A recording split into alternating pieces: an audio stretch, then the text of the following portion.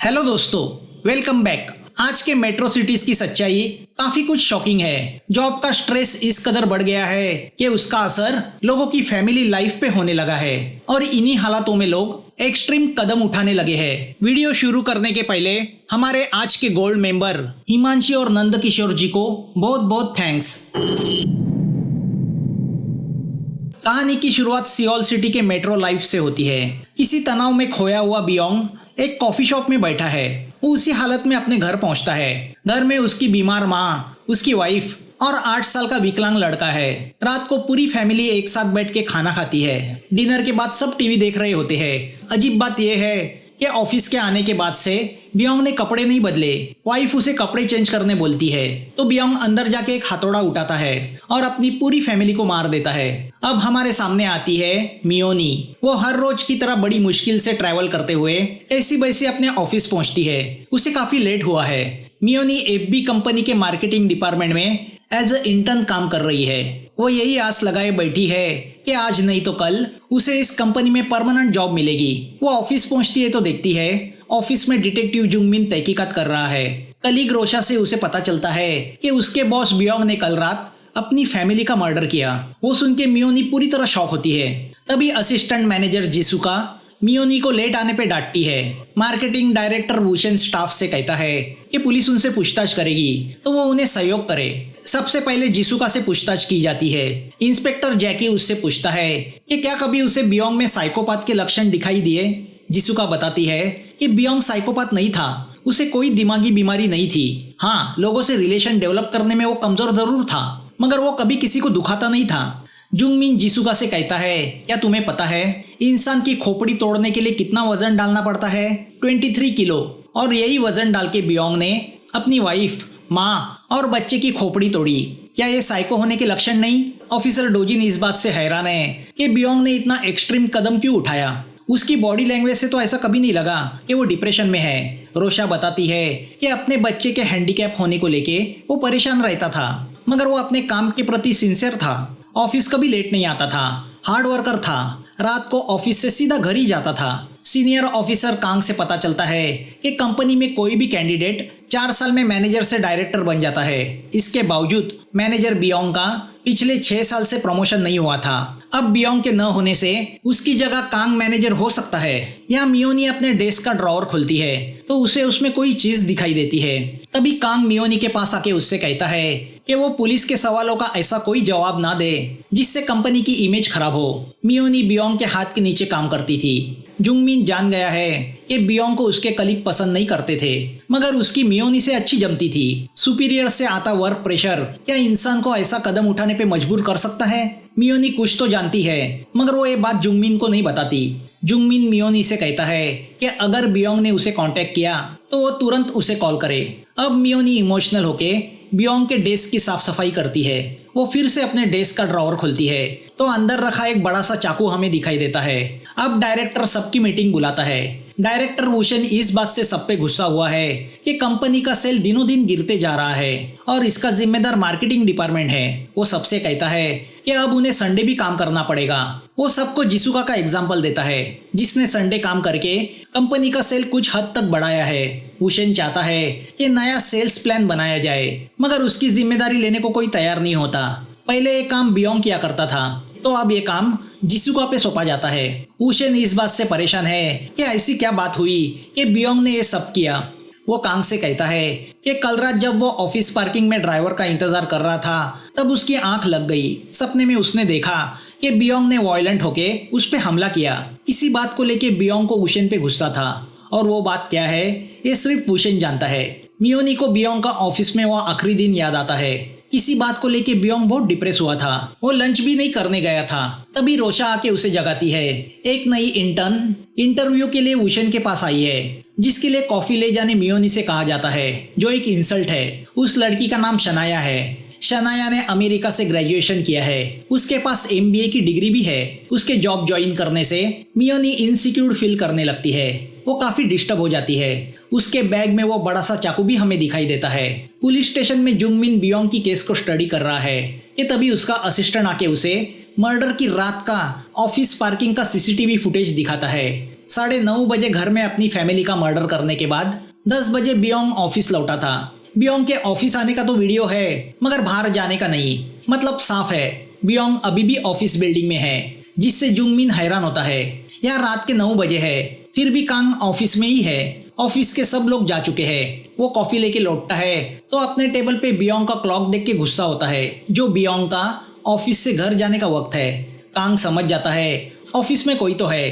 तभी कोई आके उसके पास खड़ा हो जाता है। उस शख्स को देख के कांग डर जाता है और कटर उठाता है।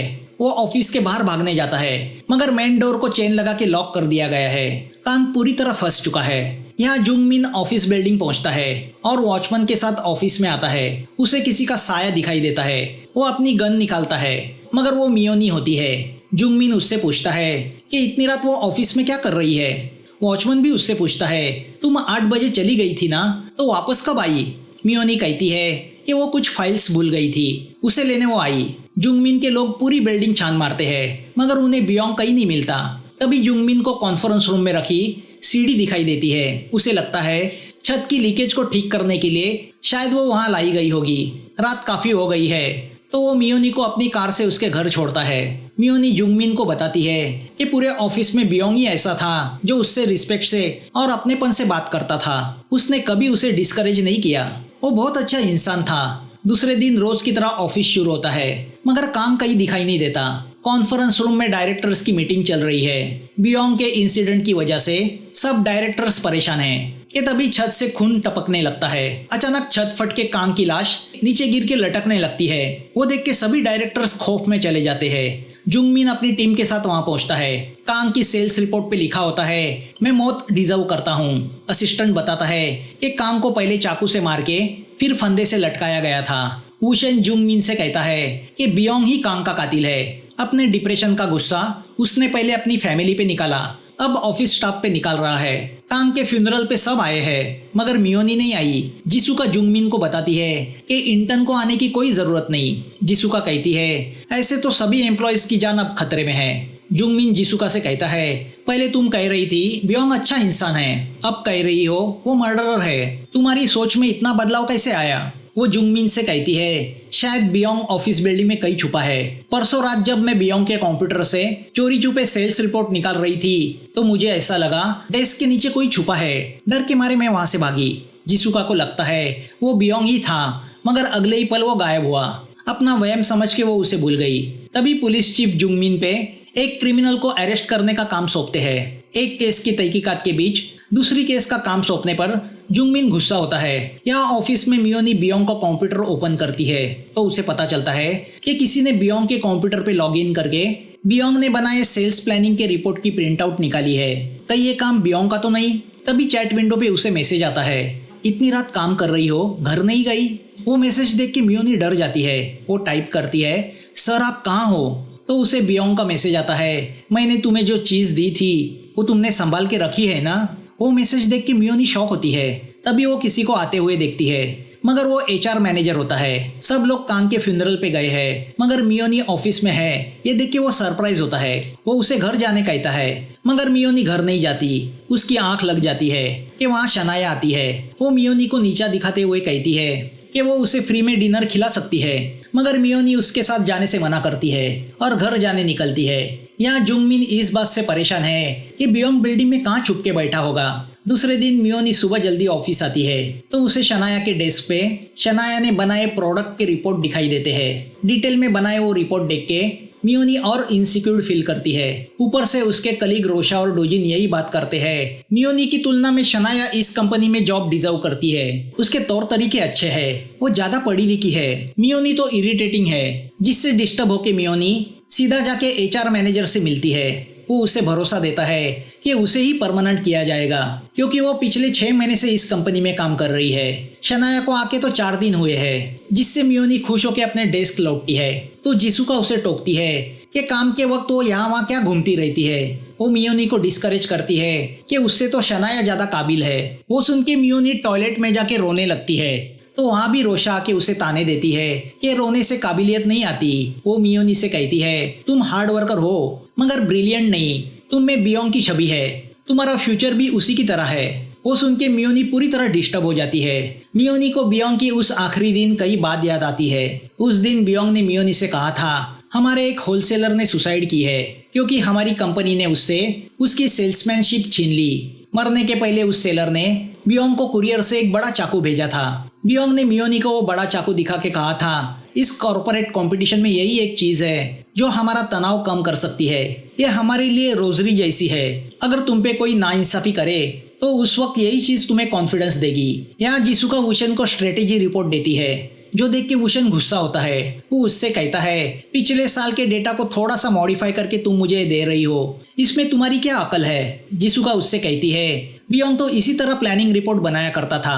वुशन कहता है, इसीलिए वो किसी काम का नहीं था। ऐसी रिपोर्ट की वजह से पिछले साल हमारा काफी नुकसान हुआ। क्या उस नुकसान को तुम इस साल फिर रिपीट करना चाहती हो? अकल नहीं है तो प्यून का काम करो, मैनेजर का नहीं। इतने साल मैंने तुम्हें बर्दाश्त किया, अब नहीं करूंगा। अपना वो इंसल्ट सुन के जिसुका वुशन से कहती है कि अगर ऐसी बात है तो मैं रिजाइन करती हूँ, क्योंकि इतना प्रेशर लेके मैं जी नहीं सकती और तुम ही बियोंग के साइको बनने के पीछे की वजह हो। उस दिन तुमने उसे नौकरी से निकाल दिया, जिसका उस पर इतना प्रेशर आया कि उसने अपनी फैमिली को खत्म किया। उनकी मौत को तुम जिम्मेदार हो। हम इंसान हैं, जानवर नहीं। अगर उस दिन तुम बियोंग का वो इंसल्ट ना करते तो वो इस हद तक ना जाता। इतना कह के जिसुका डिप्रेशन से वहां से निकल पड़ती है। पूरा डिपार्टमेंट उनकी बातें सुनता है।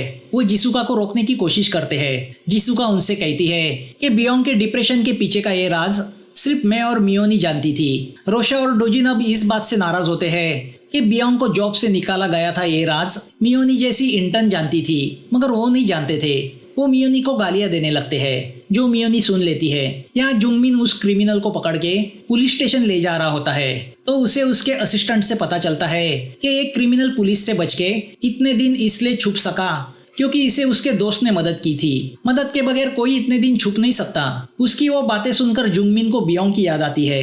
वो भी कई दिनों से छुप के बैठा है, मतलब उसे भी कोई तो मदद कर रहा है।